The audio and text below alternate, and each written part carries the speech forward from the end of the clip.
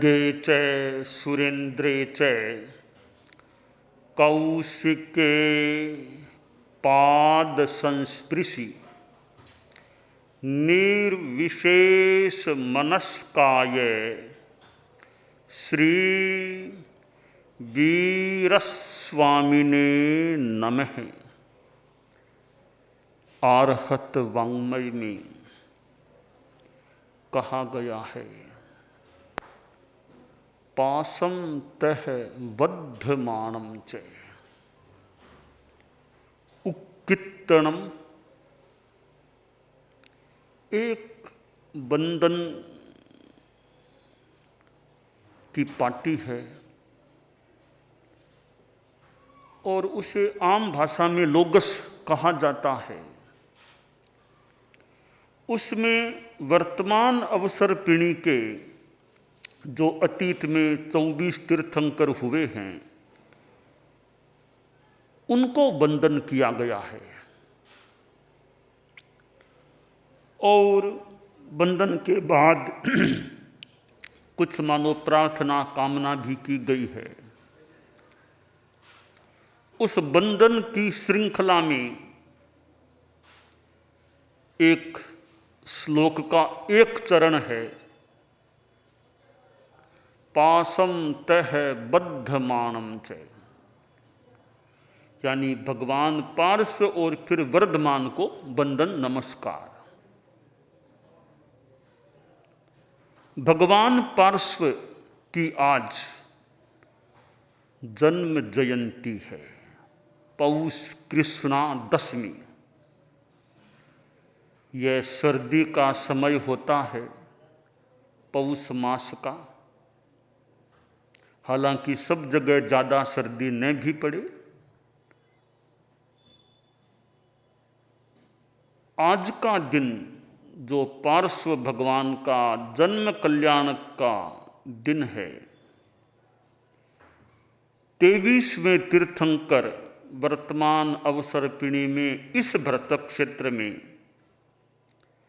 भगवान पार्श्व हुए।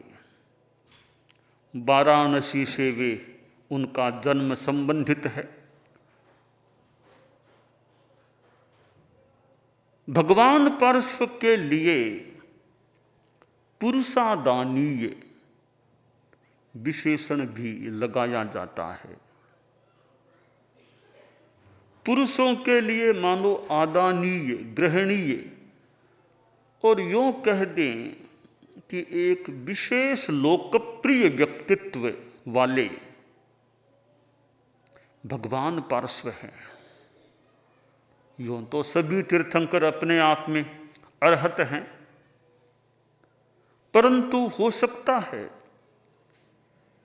किसी किसी तीर्थंकर के प्रति जनाकर्षण किसी भी कारण से ज्यादा हो जाए तो ऐसा लगता है भगवान पार्श्व के प्रति कुछ जनाकर्षण या जन श्रद्धा भाव विशेष है, ज्यादा है।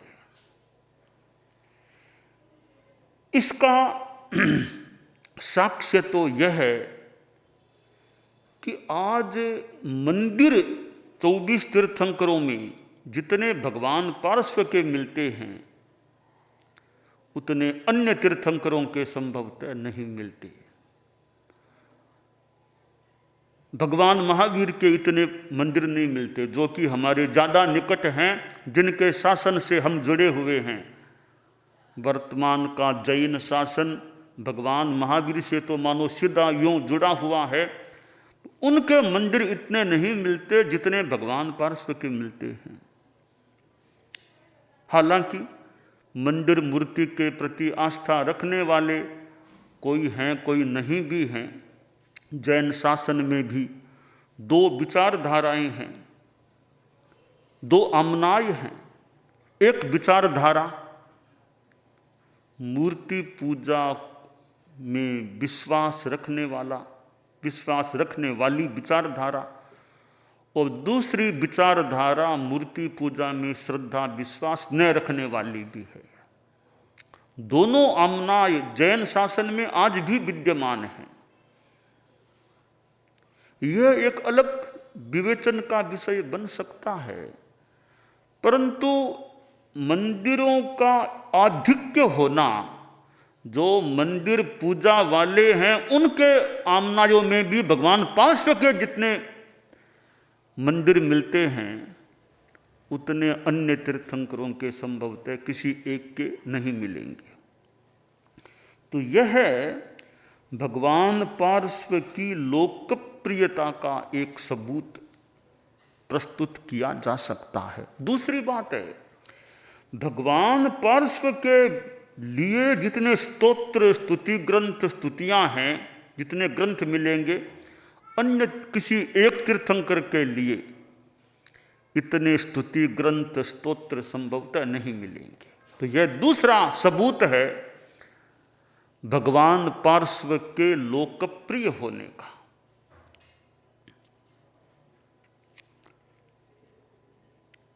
तो भगवान पार्श्व वीतराग पुरुष थे। वे तो वीतराग तो 24 ही तीर्थंकर थे, कोई फर्क नहीं है। वीतराग सभी थे, सब में यथाख्यात चारित्र था। जब वे मनुष्य के रूप में, तीर्थंकर के रूप में थे, उसमें कोई फर्क नहीं है। केवल ज्ञान में कोई अंतर नहीं है।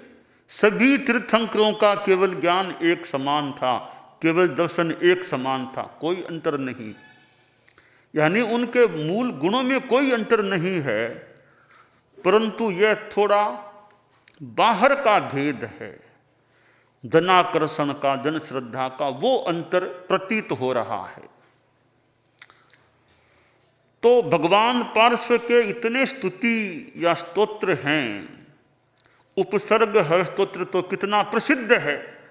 उपसर्ग हरम पासम पासम बंदामी कम घन मुक्कम विष हर विष निन्नासम मंगल कल्याण आवासम विषहर फुल्लिंग मंतम कंठे धारे जो सया मणु ओ तस् गह रोग मारी दुष्ट जरा जंति उवसामम चिट्ठ उ दूरे मंतो तुझ पणामोवि बहुफलो होई नर तिरियेषु जीवा पावंतिन दुख दोहगम तुह सम्मत्ते लद्धे चिंतामणि कप्प पाय बद्धहि ए पावंति अविघ्येणम जीवा अयरामरम ठाणम संथु ओ महायश बत्तिभर निभरेण हिय एण ता देव दिज बोहिम भवे भवे पास जिण चंद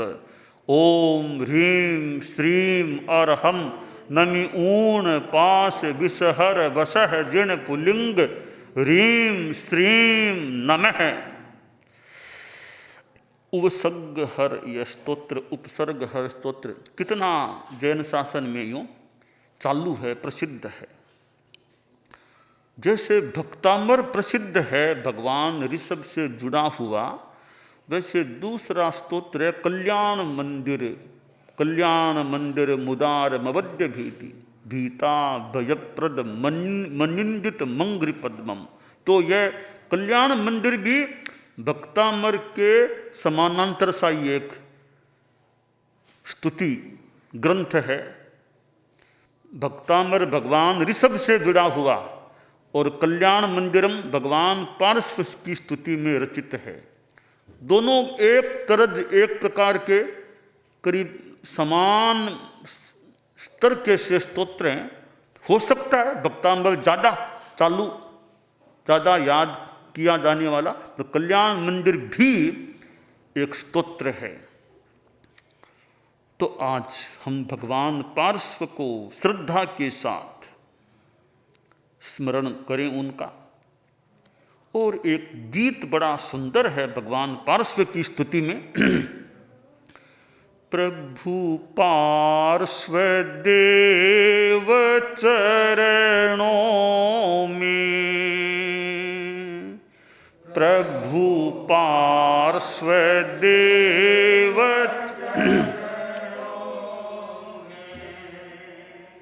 सत सत प्रणाम हो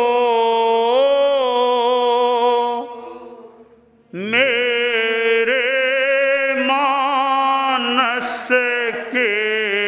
स्वामी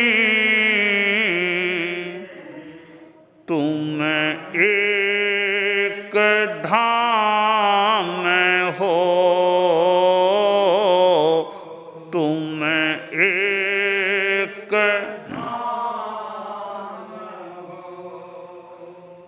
दुनिया में देव लाखों हैं पूजे जा रहे हैं, पूजे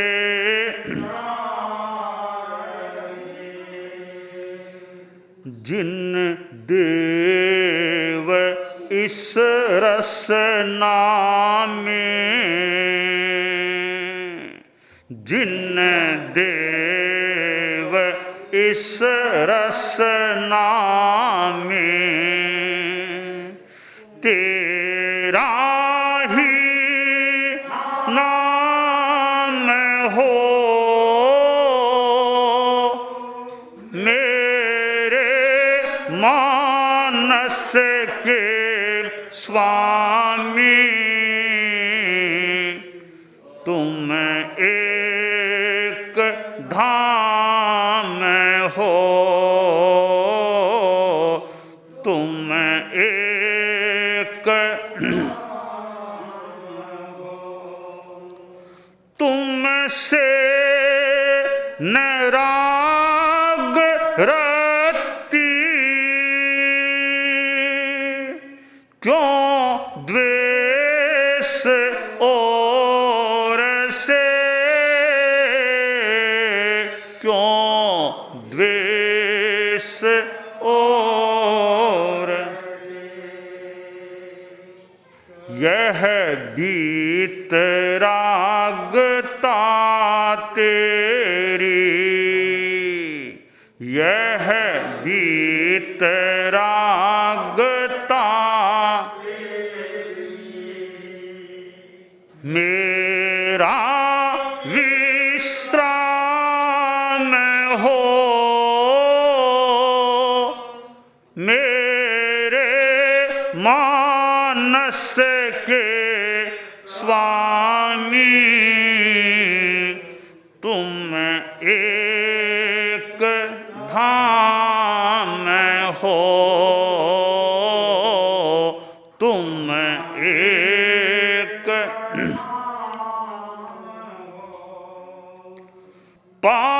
एक बार पारस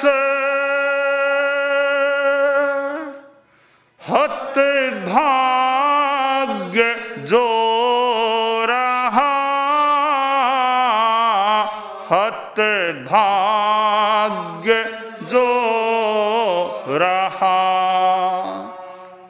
अब सच्चा पार्श्व बनूं मैं, अब सच्चा पार्श्व बस वैसा काम हो, मेरे मानस के स्वामी तुम एक धाम हो, तुम एक नस नस में बस रहे हो, रस ज्यों कवित्व में,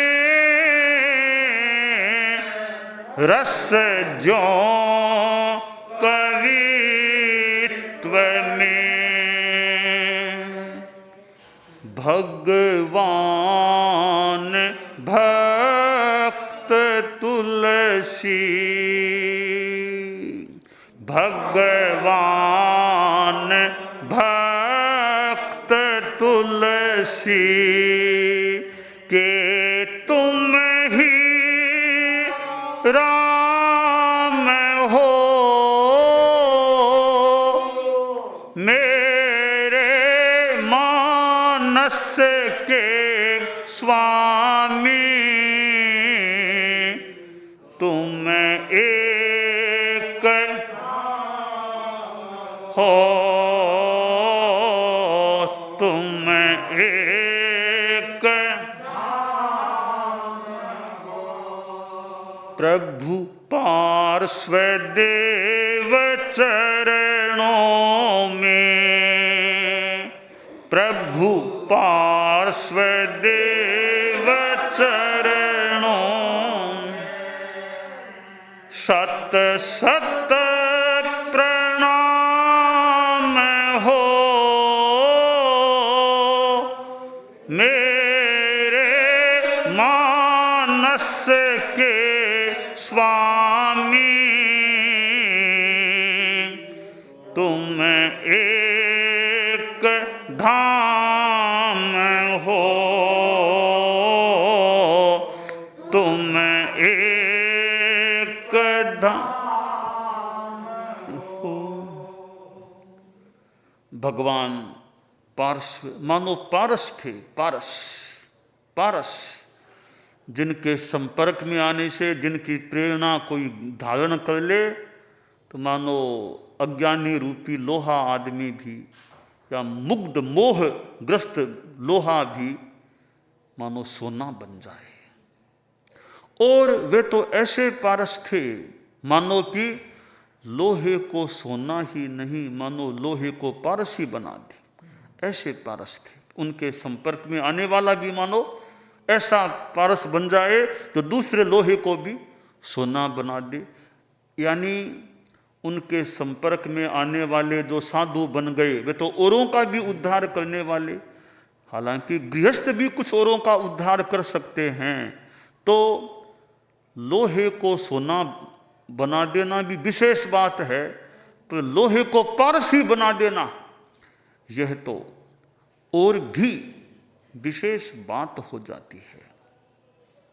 दुनिया का मानो सौभाग्य कि भगवान पार्श ऐसे तीर्थंकर दुनिया में जन्म ग्रहण करते हैं, कुछ गारहस्थ्य में रहते हैं, साधु बनते हैं और साधना करके केवल ज्ञान को प्राप्त कर लेते हैं और फिर तीर्थंकर बन जाते हैं।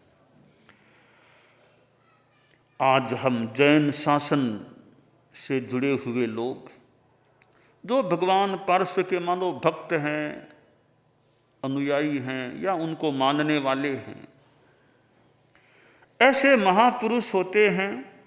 भले एक व्यवहार में भी जैन धर्म के हैं, ठीक है, वो भी बात ठीक है, जैन धर्म के हैं। ऐसे महापुरुषों की बात तो मानो सबके लिए कल्याणी है, कल्याणी वाणी है। जो भी धारण कर ले, मानव का उद्धार हो जाए अगर उनके ऐसे महापुरुषों के उपदेशों को स्वीकार कर लिया। और तो क्या, त्रियंचों का भी उद्धार हो जाए। भगवान पार्श्व तीर्थंकर बने ही नहीं थे, गारहस्थ्य में ही थे, और नाग और नागिन का जोड़ा, लकड़ में नाग नागिन का जोड़ा, आग से मानो जलते हुए में वो फिर जब लकड़ को चीरा गया, देखा गया तो अंदर नाग नागिन का जोड़ा।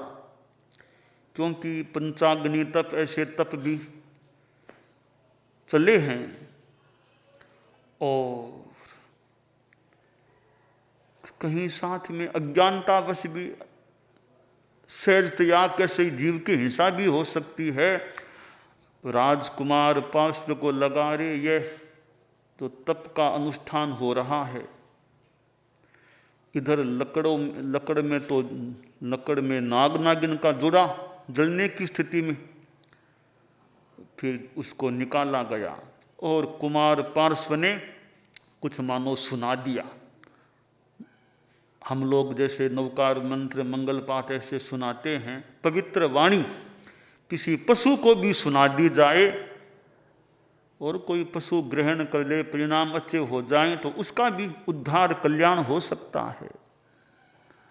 सांप हो और कोई पंचेंद्रिय ऐसे प्राणी हो, संगी प्राणी, कोई अच्छी वाणी कान में पड़ जाए, ग्रहण कर ले, परिणाम अच्छे हो जाएं, अगली गति में भी अंतर आ सकता है। तो नाग नागिन का जोड़ा आयुष्य तो पूरा हुआ, देवगति में जाकर पैदा हो गया। आज धर्मेंद्र पद्मावती भी भगवान पार्श्व के साथ कई मंत्रों ऐसे आदि आदि में उनका भी कहीं कहीं ये नाम आता है, धर्मेंद्र पद्मावती, धर्मेंद्र पद्मावती। वो नाग नागिन का जोड़ा भवनपति देवगति में चला गया, नाग कुमार जो भी, और वो आज धर्मेंद्र पद्मावती के रूप में।